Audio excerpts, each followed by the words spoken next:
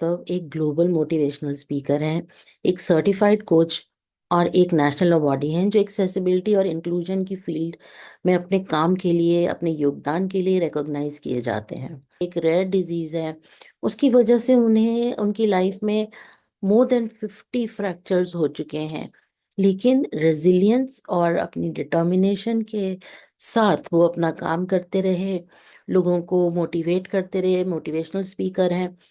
Professionally Sai Kaustav एक graphic designer है, एक वर्चुअल डिजाइन एनालिस्ट हैं। Sai Kaustav AI generative tools के साथ, जैसे माइक्रोसॉफ्ट को पायलट है, वो अपने क्रिएटिव प्रोसेसेस को और एनहांस कर पाते हैं। तो टेक्नोलॉजी में उनका बहुत बड़ा फेथ है कि टेक्नोलॉजी हम सबके लिए एक बहुत ही यूज़फुल टूल है, खास करके पर्सन्स विद डिसेबिलिटीज़ के लिए एक बहुत यूज़फुल टूल साबित हो रहा है। वो एक सिंगर और ऑथर भी हैं जो पॉजिटिविटी और रेजिलियंस के मैसेजेस अलग अलग प्लेटफॉर्म्स पर स्प्रेड करते रहे हैं। उनका यूट्यूब चैनल है जहाँ पे वो मोटिवेशनल कंटेंट पोस्ट करते हैं। तो उनका जो लाइफ का एम है, वो चाहते हैं कि किस तरह से ये चैलेंजेस को फेस करते हुए, मैं ये नहीं कहूँगी कि ओवरकम करते हुए, फेस करते हुए हमें उसके साथ आगे बढ़ना चाहिए। तो मिलते हैं साई कौस्तव से। तो नमस्कार दोस्तों, आज हमारे बीच हैं साई कौस्तव। साई कौस्तव, जैसे मैंने बताया, एक मोटिवेशनल स्पीकर, एक हैप्पीनेस कोच हैं। तो नमस्कार, आपका स्वागत है। Thank you, Abhaji, and thanks for welcoming me in this very popular podcast of you. And सारे दर्शकों को मेरा न्यू ईयर का शुभकामनाएं and my regards and greetings. या थैंक्स फॉर कमिंग। तो जैसे कि मैं देख रही थी आपकी प्रोफाइल इंटरनेट पे, आप बहुत काम करते हैं, बहुत काम कर भी चुके हैं। आपको ऑस्टियोजेनेसिस इम्परफेक्टा है, जिसकी वजह से आपको 50 से भी ज़्यादा आज तक फ्रैक्चर्स हो चुके हैं। तो लाइफ इजी तो नहीं रही होगी, लेकिन आपको अगर कहा जाए कि अपनी लाइफ का एक चैप्टर दोबारा लिखना है, तो चैप्टर कौन सा होगा?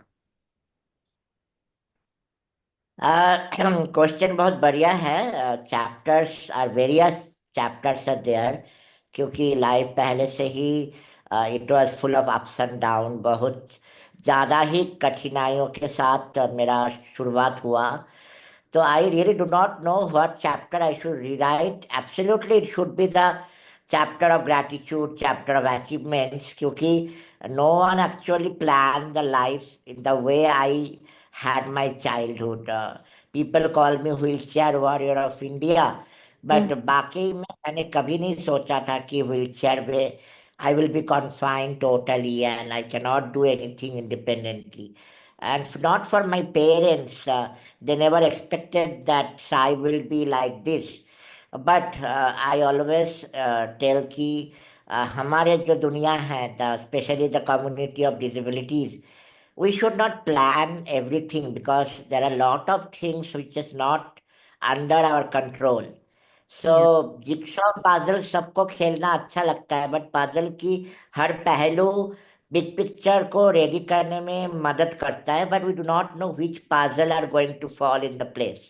तो या आपने जो कहा, yes, the right information is there in the internet, but ये जो पॉडकास्ट हो रहा है आपके साथ Abha ji, it will be a very exclusive. And I also did not wanted to break the surprise to you, क्योंकि मुझे पॉडकास्ट में बताना था कि I am going to announce something which will make this podcast even viral. The वाह। Announcement, हाँ, तो ये स्पेशली आपके दर्शकों के लिए मैंने सरप्राइज रखा था। And as you said, yes, there were multiple fractures, and पहला फ्रैक्चर जब हुआ था मेरा 3.5 months की टाइम में, I was very small cute baby. I do not know how cute I am now, but that time तो बहुत cute था। Still are. तो क्या हुआ आभा जी की, फ्रैक्चर्स हुआ, एंड मम्मी पापा डॉक्टर के पास लेके गए। They did the plaster, regular plaster for a fracture area. जी। बट मेन जर्नी स्टार्टेड जब एक दो बार और फ्रैक्चर होता गया। Means in a very less time, कम समय पर बहुत ज्यादा फ्रैक्चर हो रहा था। तब जाके उनको लगा कि शायद इट्स नॉट नॉर्मल, क्योंकि एक छोटे से बेबी को कैसे मेजर फ्रैक्चर हो रहा है। Hmm. And we used to be in Siliguri. तो सिलीगुड़ी मेरा होम टाउन है। एंड सिलीगुड़ी में तब ऐसा कोई डॉक्टर्स ही नहीं थे कि जो समझ सके कि क्यों इतना फ्रैक्चर हो रहा है। ओके। तो मुझे कोलकाता लेके गए। तो Kolkata is the nearest metro city of Siliguri. या। अभी क्या हुआ, कोलकाता में जब मैं गया तो दे वेर एग्जामिनिंग मी कि कैसा है क्या है, what is the fracture and what all the symptom and everything. Hmm. तब वहां पर एक डॉक्टर थे, I am talking the year about 1991। तो ओके। तो मैं तभी एक साल, हाँ वही एक साल होने वाला है मेरा। तो तभी एक डॉक्टर ने कोलकाता में पहली बार प्रेस्क्रिप्शन में लिख के दिया कि I am having osteogenesis imperfecta. Hmm. But here comes the surprise of this podcast. उन्होंने एक्चुअली कुछ टेस्ट ही नहीं किया, उन्होंने क्लिनिकली मेरे को देखा। एंड मुझे देखकर, उनको सिम्टम देखकर, फ्रैक्चर्स की फ्रीक्वेंसी देखकर, उन्होंने शायद कुछ जूनियर डॉक्टर के साथ कंसल्टेशन करके उन्होंने लिख दिया कि I am having osteogenesis imperfecta. But for the information of everyone who is listening, osteogenesis imperfecta is a genetic disorder. या। You can Google it and you will find the answer, the या। same answer. या। But उन्होंने मेरे mummy papa से पूछा ही नहीं कि आपका जेनेटिक कोई प्रॉब्लम है या नहीं। तो उन्होंने जस्ट लिख दिया। And the result of his diagnosis, all the doctors, whoever I have gone in India, they all saw the prescription of him and they all written the same thing. Okay. Last 34 years of my life, I lived with this disease called osteogenesis imperfecta. And finally, in 2025, after doing genetic research on my body, I come to know I am not having OI at all. Okay. Oh. Oh. So that's what I said. No, this podcast will go viral because I'm announcing it now officially. What happened last 2 3 years coming to Bangalore, meeting with other OI people, meeting with other doctors, मेरे मन में एक सवाल आया कि all the symptoms are not matching because my last major fracture happened in 2007. Okay. After that छोटा मोटा होता ही रहता है because my joints are all fixed, but major fracture उसके बाद हुआ नहीं। And this disease has no cure. That okay. is also, I'm talking about the research work being done in OI. तो OI का कोई इलाज नहीं है, it cannot be cured, it cannot be treated with any medicine. या। तो मेरा fracture बंद कैसे हुआ? That is the first question I had, me and my parents. उसके बाद हम लोगों ने बहुत सारे लोगों के साथ कनेक्ट किया, कंसल्ट किया, डॉक्टर के पास गए। Finally I thought if it's a genetic disorder, I should do my full genetic treatment, या। जो म्यूटेशन का पूरा मैं रिसर्च करवाऊंगा। देन 1 2 मंथ तो पूरा रिसर्च में गया। And final result after coming of the 1 month, this 2025 is the year I got the final result that you do not have any OI condition in your bones. Okay. And that given me a full, a surprise, a shock, you can understand मेरा mental health का condition कैसा रहा होगा हाँ। कि हाँ। पूरा जीवन मेरा 34 years I have treated to see my self is why. And ये ऐसा नहीं कि मेरा all joints are only fixed, because of this disease was diagnose, मेरे सारे पैशन छूट गए। I could not dance, I could not go to normal studies and I could not been treated with the oils and all, physiotherapy बंद था। सब कुछ मुझे बंद करना पड़ा because I had this brittle bone. That was the programming and the medical system clinically think that. तो anyway, I am happy in one side and I am still deeply thinking about how I really could make myself better because क्या हुआ कि fractures तो होते थे, but I'm yet to know कि why there was a problem in my bone and क्यों इतना fractures हुए हैं, and because of the side effect of fracture I'm now fully confined, मेरा कुछ भी काम नहीं करता है, because my parents never tried to make those hmm. portion well treated. तो अभी सिर्फ एक उंगली काम करता है, एंड एक उंगली से I am doing lot of things, I am तो designer. Because of the negligence of the doctors और द इग्नोरेंस हम कह सकते हैं डॉक्टर्स की। हाँ, ये राइट आ, वर्ड, ये राइट आप वर्ड है। आपने 34 years अपने लाइफ के एक डिफरेंट डायरेक्शन में बिताए और मेंटली ये सोचते हुए कि मुझे ये इश्यू है जो कि नहीं था। दैट इज नहीं वेरी था। अनफॉर्चुनेट, बहुत ही ज्यादा अनफॉर्चुनेट बात है ये। तो and it is not 1 2 years ना आभाजी, जी थर्टी जी, four years is a four big years time. It's a lifetime, it's lifetime. जो आपकी करेक्ट। टाइम था आपका अपने पैशंस को परस्यू करने का या कुछ भी और, आप सोच भी नहीं पाए उसके बदले में। ये बहुत ही दुखद बात है, बहुत ही अनफॉर्चुनेट है। तो डिसेबिलिटी के साथ जैसे जब हम रहते हैं, मैं अपनी भी बात बता रही हूँ, या आपसे अगर मैं पूछूं तो आपके लिए फ्रीडम क्या है? फ्रीडम के मायने क्या हैं आपके लिए? One another beautiful question. For me freedom is knowing your true self, खुद को जानना। क्योंकि एनीथिंग लाइक फिजिकल डिफॉर्मिटीज बोलिए, फिजिकल डिसेबिलिटीज बोलिए, I think disability itself is umbrella term. Hmm. उसके अंदर आपका कंडीशन आता है, लिमिटेशंस आता है, इम्परफेक्शंस आता है, एंड सबका डिसेबिलिटी बचपन से नहीं होता है। You can acquire in the middle of your life also by getting in to an accident और एनी मिसहैप। तो जी। मेरे लिए I physical disability, my story with 90% certificate में जो है 90% डिसेबिलिटी, एक्चुअली मुझे तो लगता है मैं 100% हूँ, क्योंकि एक फिंगर अलावा मैं कुछ नहीं कर सकता। तो जी। ये 100% डिसेबिलिटी लोगों को दिखता है because I sit in wheel chair and they see me, but I know within me कि आई एम 100% एबल, बिकॉज जो मैं करता हूँ विथ दिस डिसेबिलिटी लोग नहीं कर पाते हैं। सो मुझे लगता है that freedom of me in my ability to know my self, कि मैं कौन हूँ और मैं क्या कर पाता हूँ, that is for me freedom. या एन एक्सेप्टेंस कि मैं यही हूँ, यस, वो भी एक बहुत सेल्फ। फ्रीडम, या वो भी I think freedom. That is for all of you, आपके लिए, मेरे लिए, जितने भी हम लोग चैंपियंस है इस कैटेगरी में, forgiveness self love, खुद को प्यार करना, खुद को एक्सेप्ट करना विथ एवरीथिंग, क्योंकि हम ब्लेम नहीं कर सकते। एज यू से, ये बहुत ये अनफॉर्चुनेट चीज है कि मुझे पता चला इतने दिन बाद, बट अभी मैं अगर उनको ब्लेम करूं, I cannot change my present. जो हो गया सो हो गया।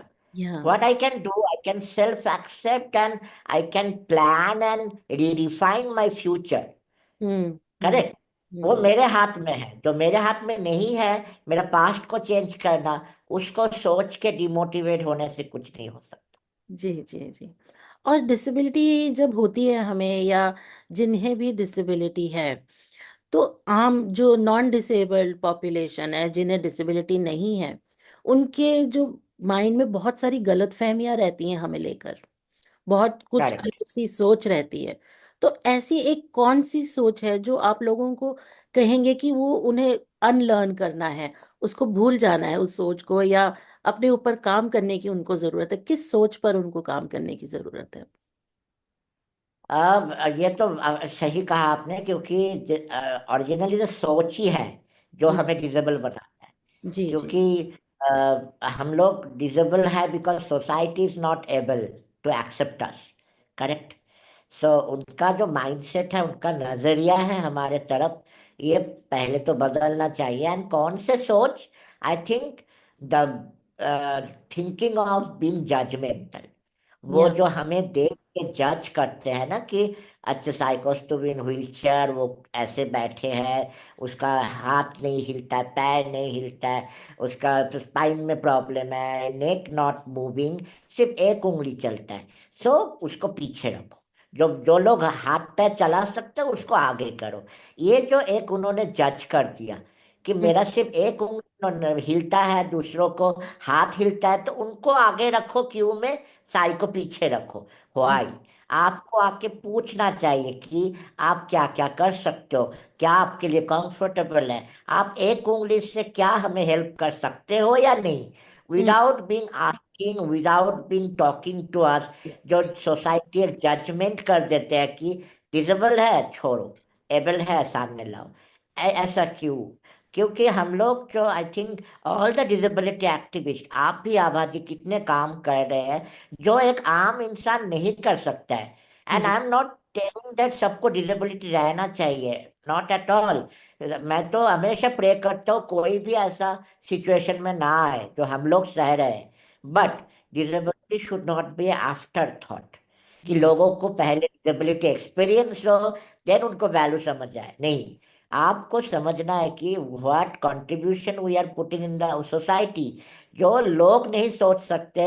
आई am doing, I am representing India in sustainable development goal, talking from my home to the 17 countries. Yeah. कौन करता है ये व्हीलचेयर में बैठ के? कोई जी। नहीं करता है। Why I am doing it? Because I want to help mankind, I want to help people to rethink their mindset. जी। And that is only the solution कि हम लोग ट्रांसफॉर्मेशन लाए सोसाइटी में। क्योंकि आप कितना भी मोटिवेशन दे दो स्टेज पे जाके, कितना भी रैंप बनवा दो व्हीलचेयर वालों के लिए, बट अगर सोच में गलतियां हो, सोच अगर नीचा हो, या आपका सोच में मिसकॉन्सेप्शन हो, देन हम लोग आगे नहीं बढ़ सकते। बिल्कुल सही कहा आपने।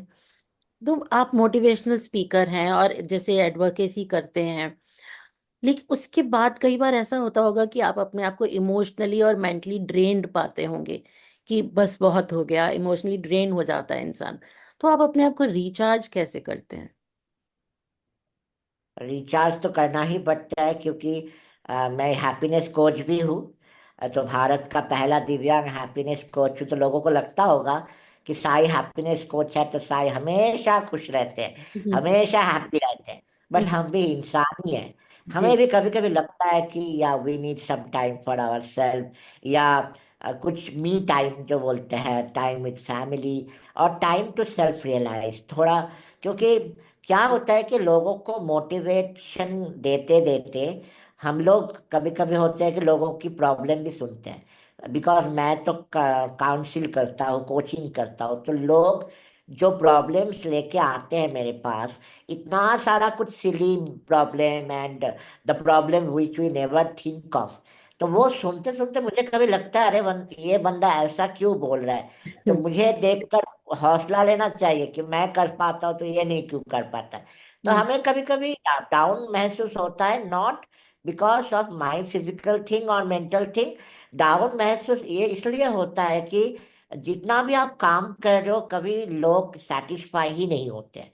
उनके अंदर जो ये एक्सपेक्टेशन है, उनके अंदर जो कंपैरिजन है, उनके अंदर जो एक कंपटीशन का स्वभाव है कि हमें जीतना है, हमें सबसे आगे रहना है, और कुछ भी आप करो उनके लिए, कभी भी they are not satisfy with their things.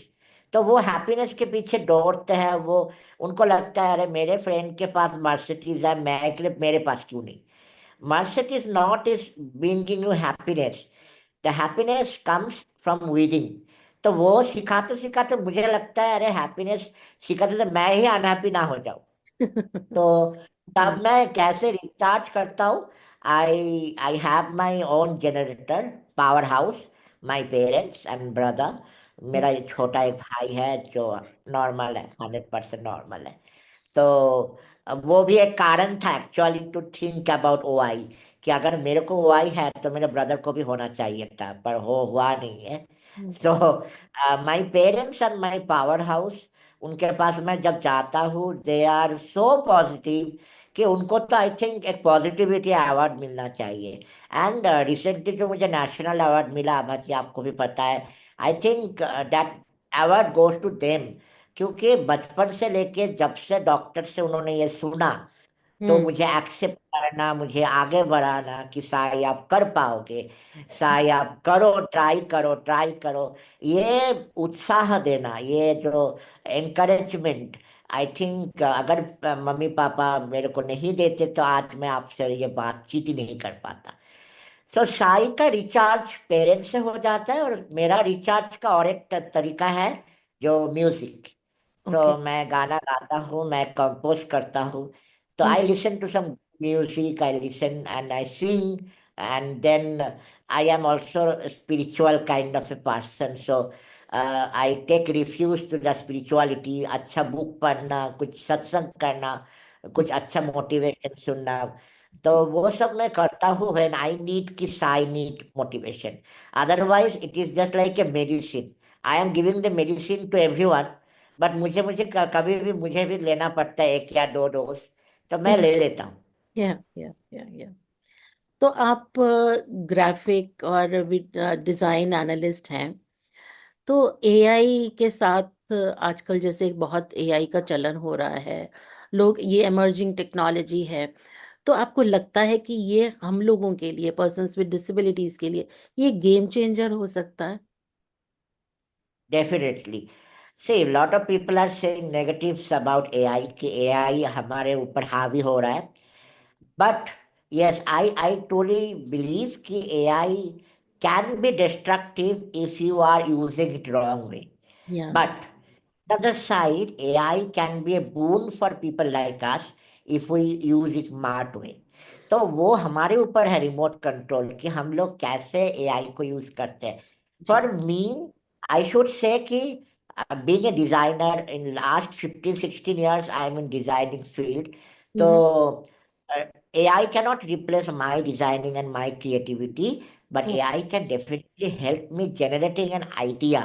क्योंकि या स्पेशली आवाज जी मैं एक फिंगर से काम करता हूँ, तो जी। मुझे कभी कभी टाइपिंग में टाइम लगता है, तो that help I take from AI, कि ओके। टाइप कर दो, सजेशन दे दो। And hmm. स्पेशली अभी गूगल पे देखिए, माइक्रोसॉफ्ट में देखिए, कितना एआई सारा टूल्स आ रहा है। जी। तो चैट जीपीटी है, जेमिनाई है, ये जो सारा है। अब जो गूगल का जो इनबिल्ट एआई थिंग्स है, जैसा एक्सेसिबिलिटी, रेस्टोरेंट ढूंढना गूगल मैप में, हम्म। कोई कभी टाइम आप रास्ता नहीं आप देख रहे हो, तो एक्सेसिबिलिटी वे भी दिखा देता है कि कहाँ पर रैंप है, कहाँ पर नहीं है।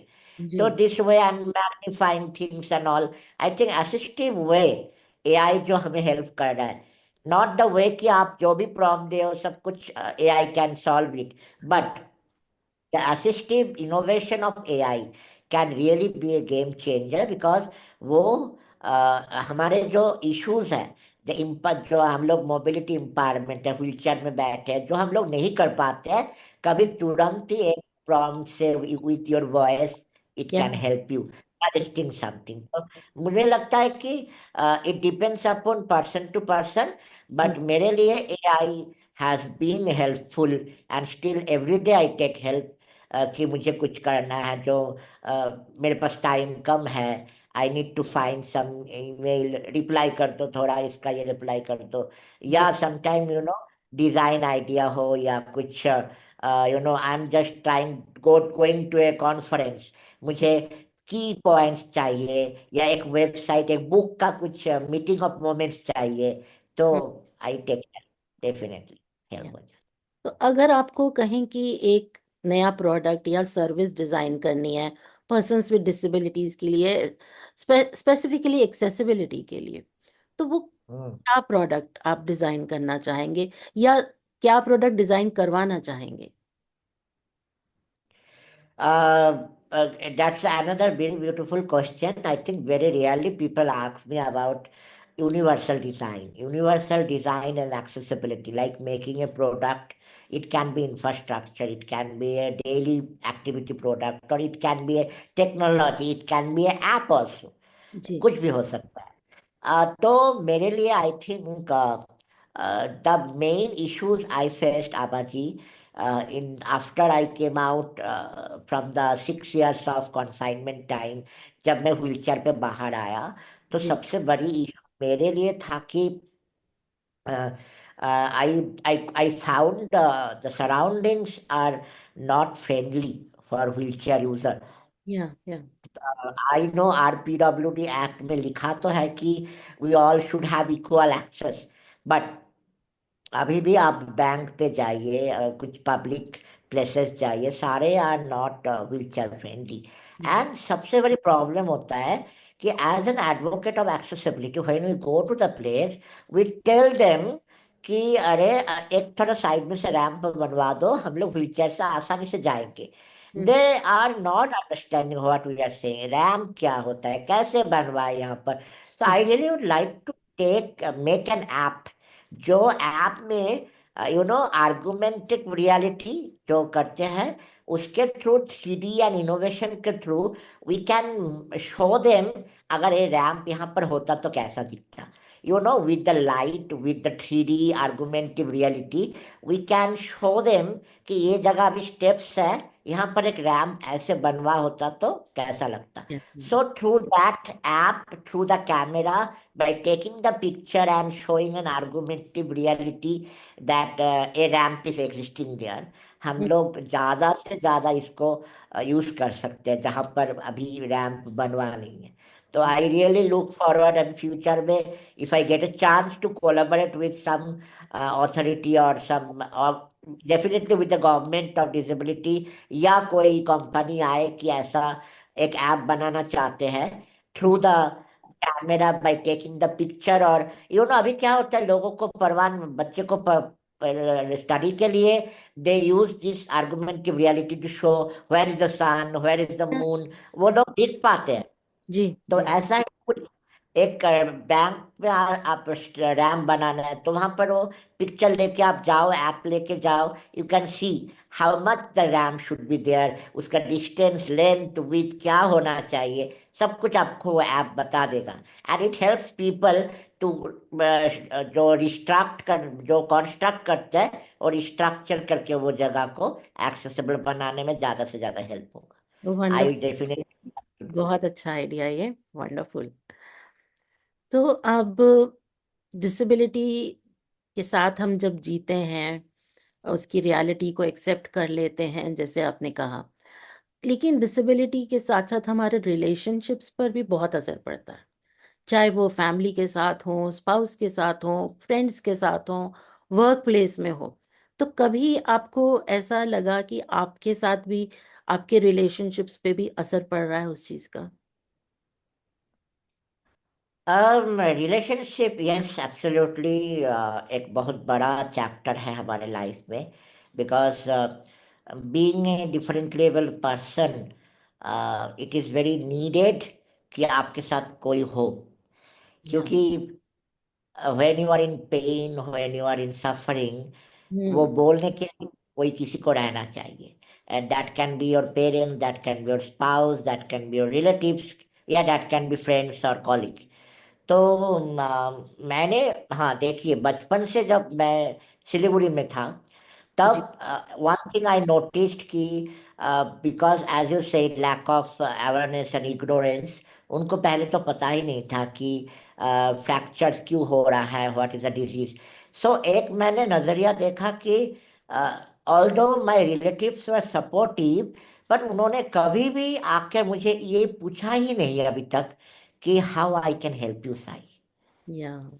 ये बोलने में मुझे बहुत तकलीफ होता है, बट इट्स अ फैक्ट या। कि कभी किसी ने आके ये पूछा नहीं, what can make you comfort, and what can make you help to grow up, कि हम्म। कैसे मैं आपको हेल्प करूं। मैं हम्म। पेरेंट्स की बात नहीं कर रहा हूँ, parents were class apart, but society बोलिए, मेरे क्लोज फ्रेंड्स बोलिए, उन्होंने कभी मुझे समझने ही की कोशिश नहीं किया। या। डिसेबिलिटी के बाद तो दूर है, साइक को समझना इज वेरी इम्पोर्टेंट। तो मुझे लगता है अगर आप, you are going in the life, आप शादी करते हो, then take some decisions wisely, कि या। आपका जो लाइफ पार्टनर हो रहा है, it is not a relationship about giving and taking. We hmm. are not going into a relationship with expectation कि वो मुझे सब कुछ दे दे, मेरा प्रॉपर्टी दे दे, सब कुछ दे दे, then I can be with the person। हम लोगों के लिए जो डिसेबल कम्युनिटी से है, for us to go into a relationship is only with the adjustment and with the love and with unconditional, that relationship, the bonding।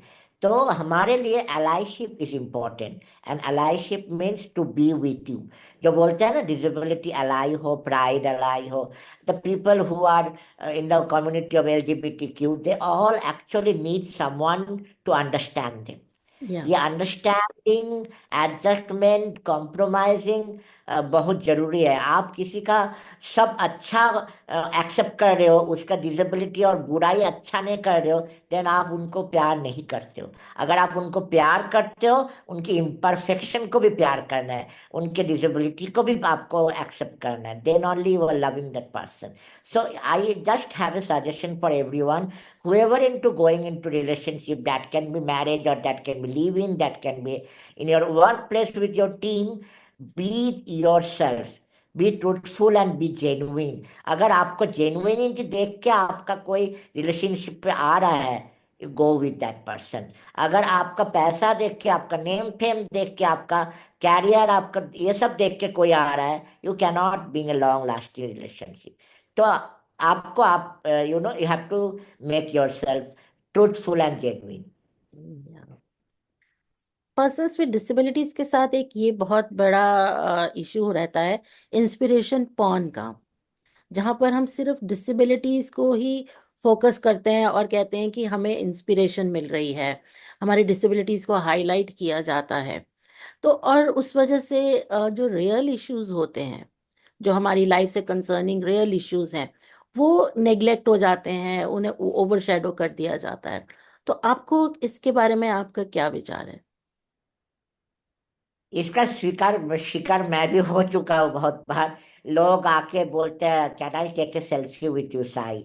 या तो I feel like, selfie लेने से क्या हो गया? आप सेल्फी लिया, देन इंस्टाग्राम में आपने पोस्ट कर दिया, आपको 100 लाइक्स आ गया, शेयर आ गया।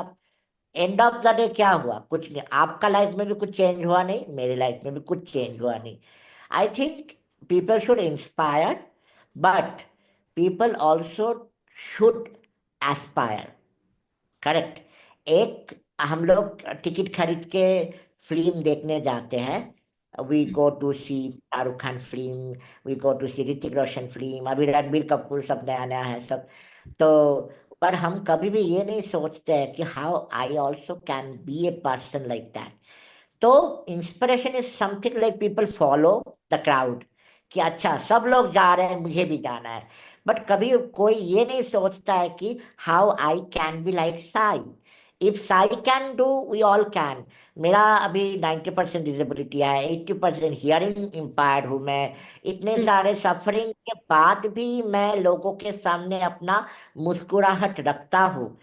But still, when I see people, they are complaining. It's a habit of people. या तो मुझे फॉलो करना, इट्स ओके, आप फॉलो कर रहे हो, बट उससे आपका प्रॉब्लम सॉल्व नहीं हो रहा है। या When you follow me and take my inspiration and implement those inspiration in your life, then only you can be also a change maker. हम लोग बोलते हैं ना, be a change maker. Change maker कैसे होते हैं? Because change start from you. So या हमें सिर्फ एक रोल मॉडल की तरह ना देखे कि स्टेज पे साइकोस दुबाए एकदम स्टैंडिंग ओवेशन मिला, क्या बात है। That is not the reality. Reality ये है कि मैं घर से कैसे कम्युनिकेशन करके गया, मुझे ड्रेस कौन पहनाया, किसने मुझे व्हीलचेयर पे बैठाया, कितने सारे बैरियर को खत्म करके मैं स्टेज पे गया। वो या लोग देखते नहीं हैं। They only see the line light, but light के नीचे शैडो भी है, as you said. So respect the shadow, respect the other side of the people, and take some message। तो या सीखना चाहिए लोगों को। मैं हमेशा बोलता हूँ, Sai will be not there in this world forever, but Sai's mind and message will be there. वो मैसेज को आप अपने लाइफ में उतारो एंड उसको चेंज करो। आपका नजरिया, आपका लाइफ, आप can be your self as inspiration. सिर्फ लोगों को देख के अपना जीवन मत बिताओ, सिर्फ इंस्टाग्राम में रील स्क्रॉल करके अपना लाइफ मत वेस्ट करो। या give some good time to yourself and do some constructive thing and be an inspiration yourself too। तो आपको बोलते हैं व्हीलचेयर वॉरियर ऑफ इंडिया, इसी तरह के, जो इसी तरह के जो टैग लाइंस मिल जाते हैं। तो हाँ। आप कैसे आप क्या चाहेंगे कि दुनिया में आपको व्हीलचेयर वॉरियर ऑफ इंडिया के रूप में याद रखे या साई कौस्तभ के रूप में याद रखे? साई कौस्तुभ के याद में है, क्योंकि I know I am Sai, and Sai is not differently able person. Sai is unlimited addition.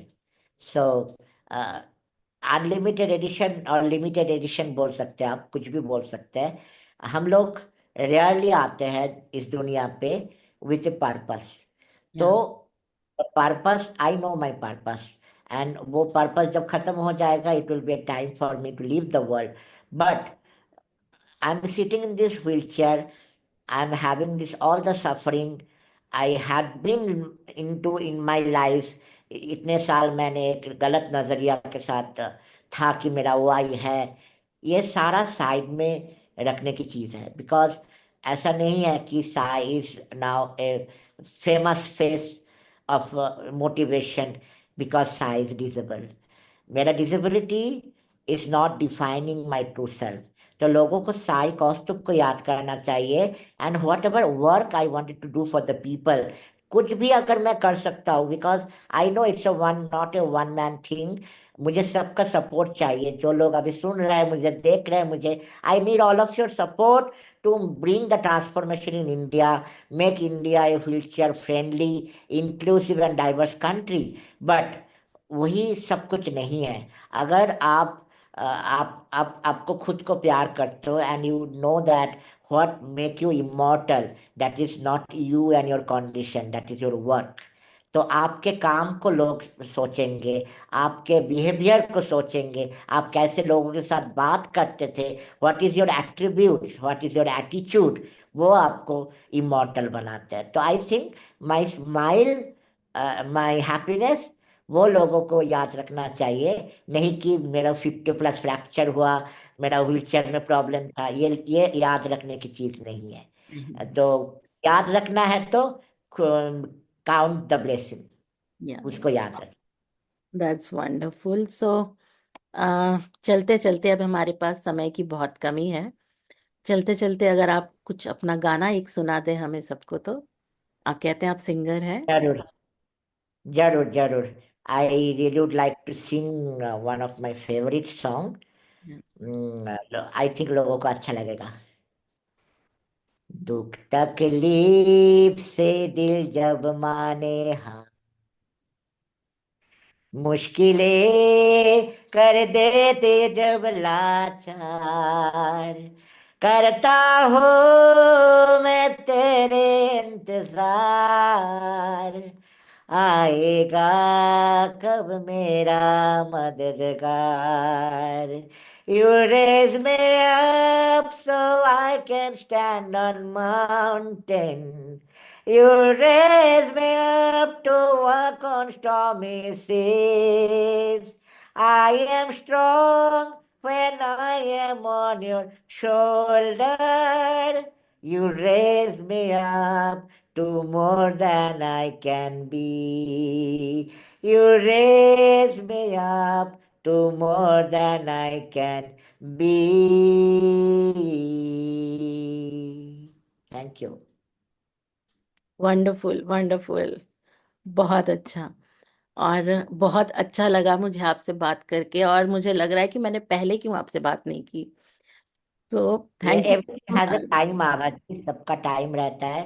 Ji. And I really would like to thank you, Abha ji, आपने टाइम निकाल कर ये पॉडकास्ट हुआ. एंड आई होप ये सुन के लोगों के मुंह मुंह जो फेस में एक मुस्कुराहट आए. And this new year is bringing new possibilities